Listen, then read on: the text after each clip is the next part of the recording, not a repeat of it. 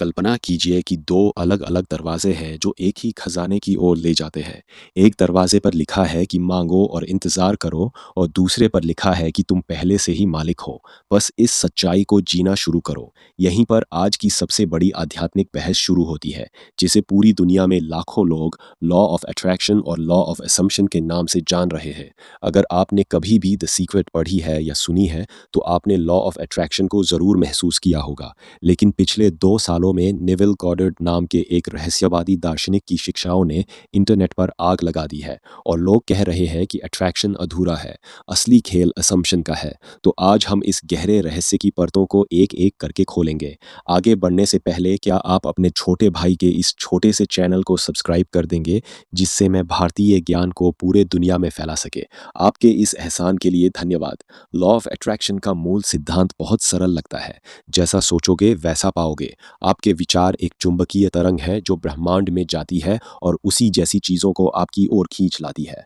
आप पॉजिटिव सोचते हैं, विजन बोर्ड बनाते हैं, एफर्मेशन दोहराते हैं और ब्रह्मांड को ऑर्डर देते हैं कि मुझे ये चाहिए। ये एक बाहरी प्रक्रिया है जहां आप एक भिखारी की तरह नहीं बल्कि एक ग्राहक की तरह ब्रह्मांड से मांग रहे हैं और फिर उसके जवाब का इंतजार कर रहे हैं। इसमें एक दूरी हमेशा बनी रहती है। आप यहाँ हैं और आपकी इच्छा वहाँ है, और आपका काम है उस दूरी को पॉजिटिव वाइब्रेशन से पाटना। अब इसके बिल्कुल विपरीत खड़ा है लॉ ऑफ असम्पशन, जिसे 20वीं सदी के महान रहस्यवादी नेविल गॉडर्ड ने दुनिया को दिया। नेविल कहते थे कि कल्पना ही ईश्वर है और मनुष्य ही अपनी दुनिया का संचालक है। असम्पशन का अर्थ है कि आपको कुछ भी आकर्षित नहीं करना है, क्योंकि आकर्षित करने के लिए दो का होना ज़रूरी है। आपको सिर्फ ये मान लेना है, धारण कर लेना है कि जो आप चाहते हैं वो पहले से ही आपका है। आपको कुछ पाना नहीं है, आपको सिर्फ उस व्यक्ति का रूप धारण करना है जिसके पास वो चीज़ पहले से मौजूद है। ये मांगना नहीं है, ये होना है। इन दोनों में सबसे बड़ा मनोवैज्ञानिक अंतर है जो आपकी पूरी ज़िंदगी बदल सकता है। लॉ ऑफ अट्रैक्शन कहता है कि इच्छा करो। लॉ ऑफ असम्पशन कहता है कि इच्छा पूरी होने के बाद की अवस्था को जियो। अट्रैक्शन में आप कहते हैं मुझे करोड़पति बनना है। असम्पशन में आप सुबह उठकर उस करोड़पति की तरह व्यवहार करते हैं, उसकी तरह सोचते हैं, उसकी तरह चाय पीते हैं। अट्रैक्शन में आप भविष्य को खींचते हैं। असम्पशन में आप भविष्य को वर्तमान में जी लेते हैं, और ब्रह्मांड के पास उसे सच करने के अलावा कोई विकल्प नहीं बचता, क्योंकि आपकी चेतना ही एकमात्र सत्य है।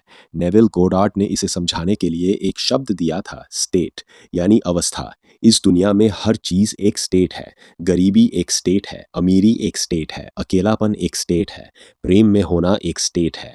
आप किसी स्टेट में घुसते हैं और बाहर निकलते हैं। आप गरीबी की स्टेट में रहकर अमीरी की चीज़ें नहीं पा सकते। आपको पहले अमीरी की स्टेट में प्रवेश करना होगा, और स्टेट में प्रवेश करने का दरवाज़ा है आपकी कल्पना और आपका एहसास। आपको ये महसूस करना होगा कि अगर मेरी इच्छा पूरी हो गई होती तो मैं कैसा महसूस करता। उस महसूस करने को ही नेविल ने फीलिंग इज़ द सीक्रेट कहा था। यहीं पर आती है वो प्रैक्टिकल तकनीक जिसने टिकटॉक और यूट्यूब पर तहलका मचा रखा है, जिसका नाम है SATs, यानी स्टेट अकीन टू स्लीप। ये वो अवस्था है जो नींद से ठीक पहले आती है, जब आपका शरीर शिथिल होता है और आपका अवचेतन मन सबसे ज़्यादा खुला होता है। नेविल कहते थे कि दिन में आप जो भी करते हो वो बीज है, लेकिन SATs में किया गया अभ्यास उस बीज पर पड़ने वाला पानी है। आपको रात को सोने से पहले अपने बिस्तर पर लेटकर एक छोटा सा दृश्य बनाना है जो ये दर्शाता हो कि आपकी इच्छा पूरी हो चुकी है। उसे इतनी बार लूप में चलाना है जब तक आप उसी एहसास में सो न जाए। मान लीजिए आप एक नई नौकरी चाहते हैं, तो SATs में आप ये कल्पना नहीं करेंगे कि आप इंटरव्यू दे रहे हैं। आप कल्पना करेंगे कि आपके सबसे करीबी दोस्त ने आपको गले लगाकर कहा कि यार तेरी नई नौकरी की पार्टी कब दे रहा है, और आप उस खुशी, उस राहत, उस गर्व को महसूस कर रहे हैं। आपको उस सीन को इतना वास्तविक बनाना है कि आपके शरीर में रोमांच आ जाए, आपकी आंखें भर आए, आपको हंसी आ जाए। जब आप उस एहसास में सो जाते हैं तो आपका अवचेतन मन उसे सच मान लेता है, और फिर अगले दिन से वो बाहरी दुनिया को उसी सच के हिसाब से ढालना शुरू कर देता है। यही असली मैनिफेस्टेशन है। दूसरी तकनीक जिसने लोगों को पागल किया है वो है 3-6-9 मेथड, जिसे लोग निकोला टेस्ला से जोड़ते हैं, क्योंकि टेस्ला कहते थे कि 3-6-9 इस ब्रह्मांड की चाबी है। लेकिन लॉ ऑफ असम्पशन में इसका उपयोग बिल्कुल अलग है। ये सिर्फ लिखने की एक्सरसाइज नहीं है, ये आपकी धारणा को रीप्रोग्राम करने की प्रक्रिया है। सुबह उठते ही 3 बार अपनी इच्छा को इस तरह लिखना जैसे वो पूरी हो चुकी हो, दोपहर में 6 बार और रात को सोने से पहले 9 बार। लेकिन नेविल के अनुसार लिखना तभी काम करेगा जब लिखते समय आपका हाथ नहीं, आपका पूरा अस्तित्व लिख रहा हो। हर शब्द के साथ वो एहसास जुड़ा हो कि हाँ, ये मेरा सच है। तीसरी सबसे शक्तिशाली तकनीक है स्क्रिप्टिंग, यानी अपनी आने वाली ज़िंदगी की स्क्रिप्ट को आज ही लिख देना।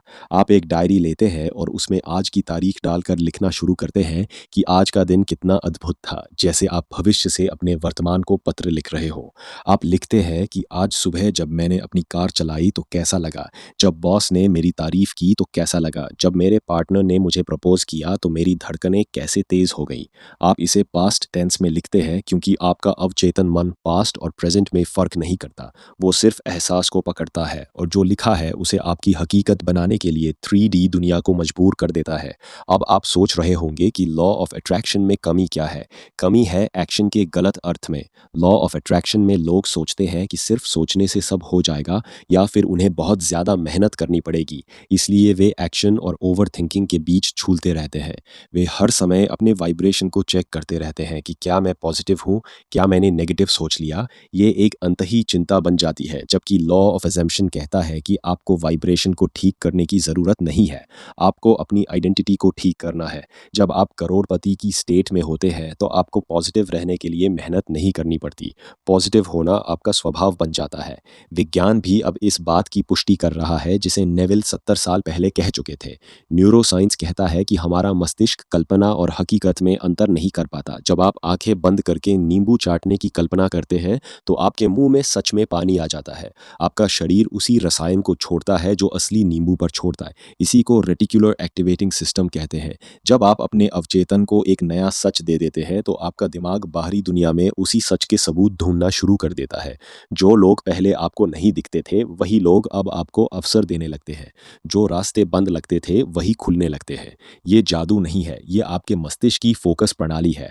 लॉ ऑफ असम्पशन की सबसे क्रांतिकारी बात है 3D और 4D की अवधारणा। 3D वो दुनिया है जो आप अभी अपनी आंखों से देख रहे हैं। आपका बैंक बैलेंस, आपका रिश्ता, आपकी नौकरी, ये सिर्फ आपके पुराने असम्पशन का प्रिंट आउट है। ये अतीत है। जबकि 4D वो दुनिया है जो आपकी कल्पना में है। नेविल कहते थे कि 4D ही असली दुनिया है और 3D सिर्फ उसकी परछाई है। ज़्यादातर लोग 3D को देखकर अपनी 4D को बदलते हैं। वे कहते हैं मेरे पास पैसे नहीं है इसलिए मैं अमीर होने की कल्पना नहीं कर सकता। जबकि असम्पशन कहता है तुम्हें 4D में अमीर होना होगा ताकि 3D मजबूर होकर अमीरी दिखाए। आपको परछाई को नहीं, उस चीज़ को बदलना है जो परछाई बना रही है। यहाँ पर एक बहुत ही खतरनाक गलती लोग करते हैं जिसे नेविल ने लॉ को उल्टा करना कहा है।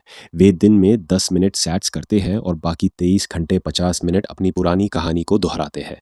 वे कहते हैं मैंने तकनीक की लेकिन कुछ नहीं हुआ। असली तकनीक वो 10 मिनट नहीं है। असली तकनीक वो है जो आप बाकी समय करते हैं। क्या आप पूरे दिन उस नई स्टेट में रहते हैं या पुरानी स्टेट में लौट जाते हैं? असम्पशन का मतलब है कि आप अपने मन में उस पुरानी कहानी को मरने देना होगा।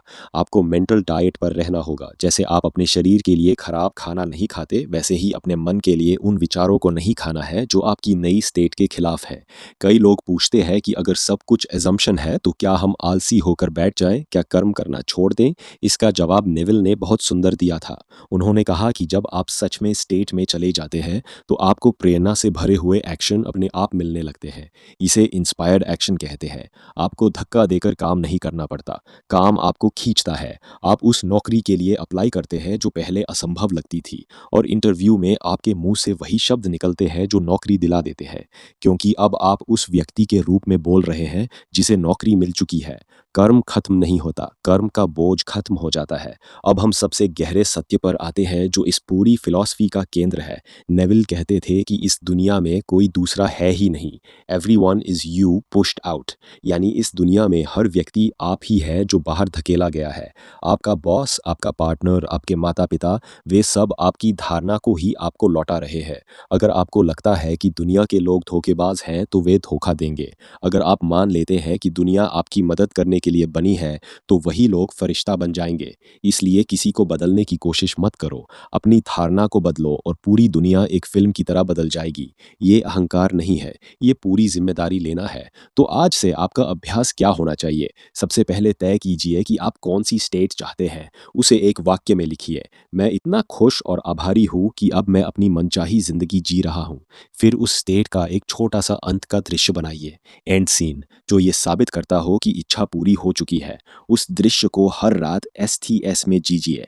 दिन में जब भी मौका मिले 10 सेकंड के लिए उस दृश्य को याद करके उस एहसास में लौट आइए और सबसे ज़रूरी अपने अंदर चलने वाली बातचीत को बदल दीजिए। Inner conversations. आप दिन भर अपने मन में क्या बड़बड़ाते हैं? क्या आप अभी भी शिकायत करते हैं या आप उस नए व्यक्ति की तरह बात करते हैं?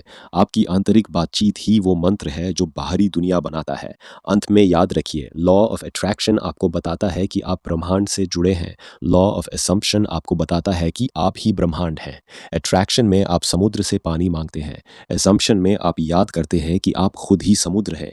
इसलिए मांगना बंद कीजिए, इंतज़ार करना बंद कीजिए, डरना बंद कीजिए। आज रात जब आप सोने जाएं तो उस व्यक्ति के रूप में सोइए जो आप बनना चाहते हैं, और सुबह जब उठे तो दुनिया को उस नई आँख से देखिए, क्योंकि नेविल गोडार्ड का अंतिम वाक्य यही था कि कल्पना ही सब कुछ बनाती है, और आप अपनी कल्पना को जहाँ ले जाएंगे आपकी दुनिया वहीं चली जाएगी। तो आप अपनी कल्पना को आज कहाँ ले जाना चाहेंगे?